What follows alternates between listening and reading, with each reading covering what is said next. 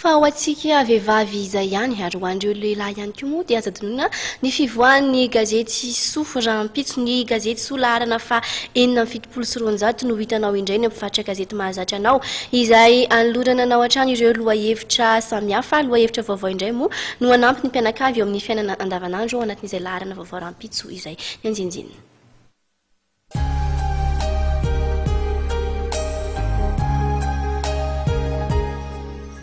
Ny mantsy fotsy sady miaingo aoka izany no mihaja be izany indray no lamaody entiny soa amintsika amin'ny ty laharana ivoaka rahampitso ity. Ao koa ny lamaodin'ny fehtenda maro karazana izay hitondrany soa fanazavana samihafa mba ahaizanao ny fombafomba fitondrany izany. Ao koa ny didina pataloha sahazany vehivavy tsirairay, molotra lela rora ao anatin'ny sehatry ny fanabeazana sy ny fiarahan'ny mpifankatia no amelabelarany soa ny efitra lalina finosiny retova ao anaty vava ireo. Ho hitanao anatin'ny ty laharany ty ihany koa ny momba ireo zavanitranga samihafa manera amin'ny tany toy ny hoe nalefa nanao jiolany mpianatra na koa be noho izany ny arenako sy ny maro hafa. Tantara tena nisy ary inona fa alina antsika mpamaky.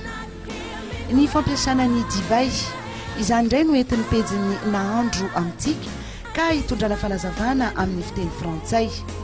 Pejy izay ahitanao ihany koa ireo nahandro vaovao indray.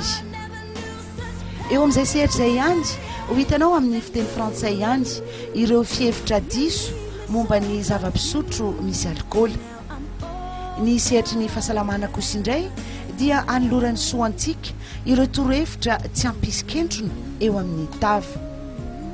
Tsetsatetsa tsy aritra kosa no lohateny nampitondrainy mamasoa ny peniny pe izay izarany aminao ny fomba fahitan'ny fiainam-pirenena amin'izao fotoana izao.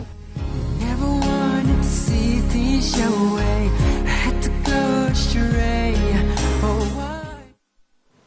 Dia tao anatin'izay fampahafantarana izay koa no mamarana ny vaovao antsika averina vetivety aminao ireo lohateny isan'ny nisongadina landy tao anatin'ny filan-kevitry ny gouvernemanta omaly ary fa ny 8 aprily ka hatramin'ny 7 ny volana aprily izao ny fandraisana ny atota taratasy filatsahako fidiana amin'ny fifidianana filoham-pirenena. Misy ihany kosa ny tetikasa izay tanteran'ny PSI, ny UNICEF sy ny ONN ho fanampiana ireo zaza latsaky ny 5 taona izay hiarany tsy fanjarian-tsakafo eto antsika. Toko vavy isaorany sangasirana indray ianao nanjoy aniza fampalama vao izao hatry amin'ny farany mbola mamevy taonanao rahampitso amin'ny valoratra ny tenako. Veloma tompoko.